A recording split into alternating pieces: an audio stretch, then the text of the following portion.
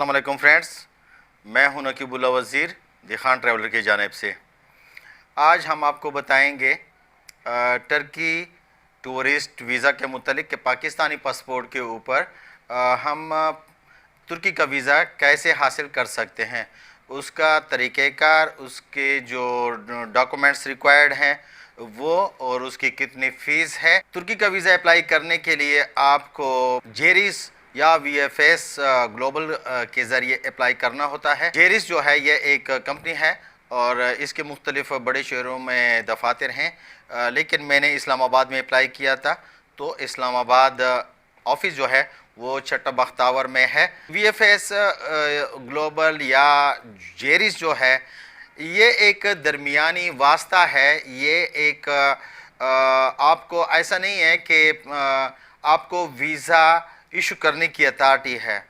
अगर आपको visa issue नहीं होता तो उसकी ज़िम्मेदारी कंपनी जो है ये नहीं लेती। वो कहती है कि हमने इशू नहीं कराना है, ये आपको एम्बेसी ने करना होता है। तो जो जो कागज़ दरकार होते हैं, जो डॉक्यूमेंट्स रिक्वायर्ड हैं टर्किश टूरिस्ट वीज़ा हासिल करने के लिए, तो उसमें सबसे पहले है कि वीज़ा एप्लीकेशन। आपको सिस्टम के ऊपर जाके एप्लीकेशन फॉर्म भरवाना पड़ता है।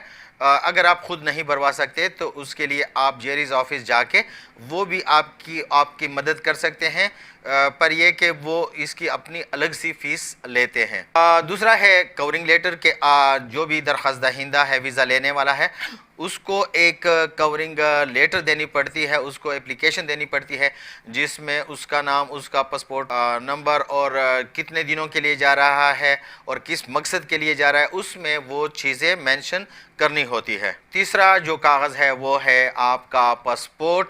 पासपोर्ट जो है वो कम से कम 6 महीने के लिए वैलिड होना चाहिए। उसमें 2 पेजेस कम से कम वो खाली होने चाहिए। एक के ऊपर आपका वीज़ा चस्पा करने के लिए, दूसरे पे आपका वो इन आउट स्टैंप लगाने के लिए होना चाहिए। फ़ोटोग्राफ जो है वो 5x5 cm वाइट बैकग्राउंड में आप ले जाएं, 2 कलर फ़ोटोग्राफ ले जाएं। लेकिन अगर आपके पास फ़ोटोग्राफ आपके पास मुयस्सर नहीं है, अवेलेबल नहीं है, तो आप जेरिस ऑफिस जाके वहाँ पे भी वो आपकी मदद करते हैं। यानी आपको अगर कोई भी डॉक्यूमेंट्स आपके कम हो, फ़र्ज़ करें आपको किसी वो फ़ोटोग्राफ के अलावा आपको वो फ़ोटो स्टेट की ज़रूरत पड़ती है, तो वो भी आपको वो मुहैया करते हैं। इसके अलावा हेल्थ इंश्योरेंस वगैरह अभी आएंगे, तो जो भी चीज़ें होंगी आपको दरकार कम पड़ती हैं, तो वो कंपनी जो है वो आपकी मदद करती है, पर उसके अलग अलग चार्जेस वो लेती है। अगला जो पॉइंट है वो है हेल्थ इंश्योरेंस। हेल्थ इंश्योरेंस आपको कम से कम 30,000 यूरो आपको करवाना पड़ेगा। ज़्यादा भी हो सकते हैं, लेकिन कम से कम 30,000 यूरो उस प्रीमियर होना चाहिए, ताकि अल्लाह ना करे अगर आपको कोई हादसा कोई वगैरह पेश आता है तो वहाँ पे फिर आप हॉस्पिटलाइज होंगे हेल्थ इंश्योरेंस जो आपने करवाई है उसके तहत। अब कोई ये परेशान होगा कि 30,000 यूरो मैं कहाँ से ले आऊँ, तो उसके लिए आप फ़िक्र ना करें, वो आपको 2,000 से 2,500 के दरमियान आपको मिल जाएगा। और 30 उसकी मलियत अगरचे 30,000 यूरो होगी, लेकिन जेरिस वाले आपसे फिर वो इतना नहीं लेंगे। उसकी सिर्फ जो फ़ीस होगी पाकिस्तानी रुपए में 2,000 से 2,500 रुपये पाकिस्तानी वो आपको अदा करनी पड़ेगी। अगला जो पॉइंट है वो है return air ticket. Return air ticket आपने वो डेट लिखनी होगी कि मैं फ़लानी तारीख़ को जाऊंगा और फ़लानी तारीख़ को वापस मैं आऊँगा, तो वो भी आपको सिर्फ जस्ट एक डमी टिकट भी हो तो भी चलेगा। उसमें कन्फर्म टिकट नहीं हो, उसकी ज़रूरत नहीं है, क्योंकि एम्बेसी ने साफ कहा है कि अगर किसी का वीज़ा नहीं लगता तो जब आप अपना टिकट रिफ़ंड के लिए जाएंगे तो उसमें आपकी बहुत ज़्यादा कटौती होगी। तो उससे बचने के लिए ये ज़रूरी है कि आप जस्ट वो बुकिंग कर लें। अगला पॉइंट जो है नेक्स्ट वो है होटल बुकिंग। होटल में आप ठहरते हैं या हॉस्टल में ठहरते हैं, تو اس کا بھی اگر آپ کے پاس ڈیبٹ کارڈ ہے یا کریڈٹ کارڈ ہے تو اس کے تھرو آپ booking.com یا اور کافی ویب سائٹس ہیں اس کے تھرو آپ booking.com کے علاوہ بھی آپ کر سکتے ہیں، لیکن میں نے خود booking.com سے میں کرتا ہوں تو اس کے تھرو آپ وہاں پہ لے سکتے ہیں، اور پھر وہاں پہ آپ کے پاس آپشن ہوتی ہے کہ آپ کو پیسے یہاں پہ ادا نہیں کرنے پڑتے بلکہ وہاں پہ جا کے پراپرٹی پہ جا کے وہاں پہ ادا کرنا ہوتے ہیں۔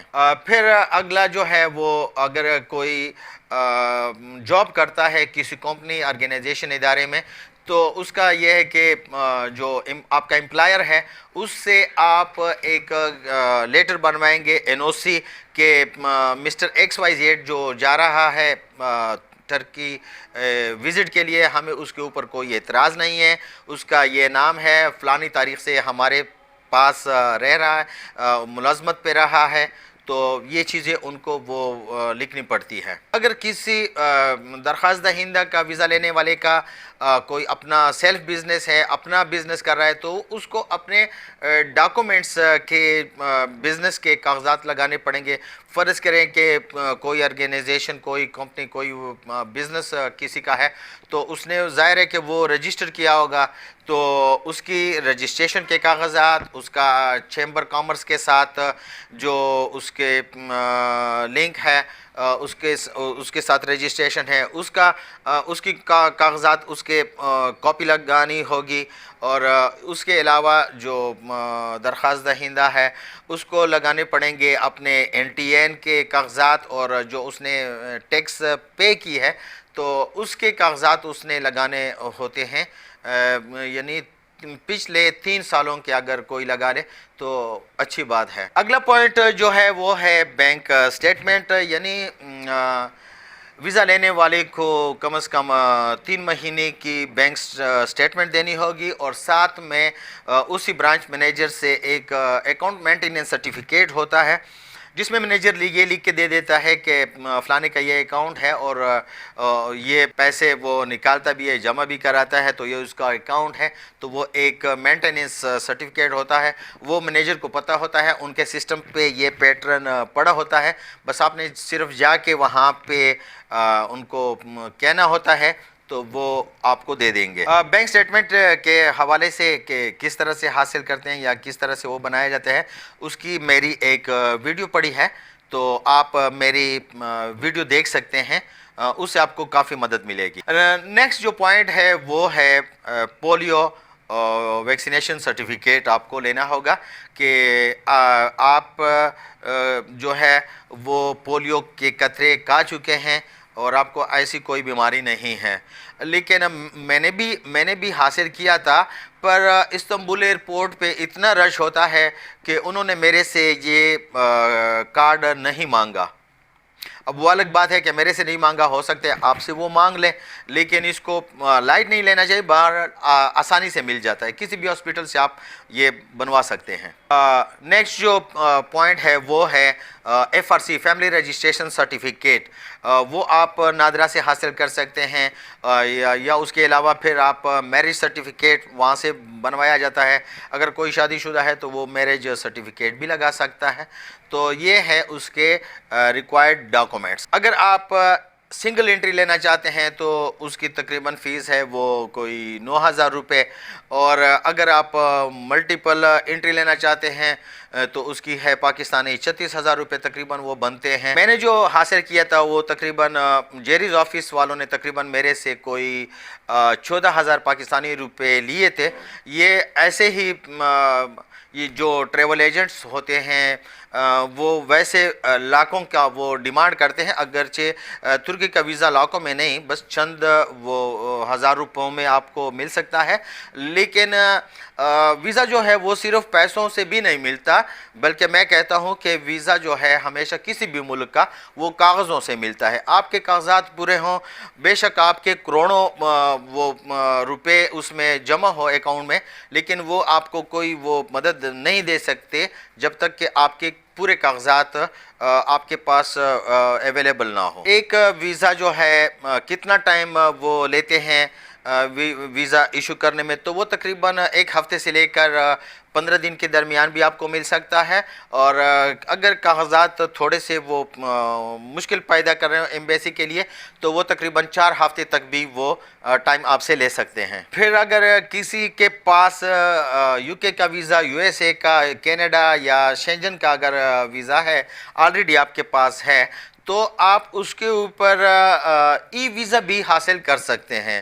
یعنی ترکی کا ویزا جو ہے وہ جیریس جانے کے بجائے آپ اپنے سسٹم پہ بیٹھ کے آپ خود اپنے آفس اپنے گھر سے اپلائی کر سکتے ہیں اور آپ کو وہ مل سکتا ہے، لیکن اس میں ایک وہ فارم جو آپ کو بھروانا ہوگا، اس میں اس ویزے کا حوالہ دینا ہوگا، اس میں ایک خانہ ہوتا ہے کہ آپ کا یو ایس اے کا ویزا نمبر یا یو کے کا یا شینجن کا، تو اس کا وہ ریفرنس دینا ہوتا ہے، اور اسی کے اوپر آپ پھر بہت آسانی کے ساتھ لے سکتے ہیں۔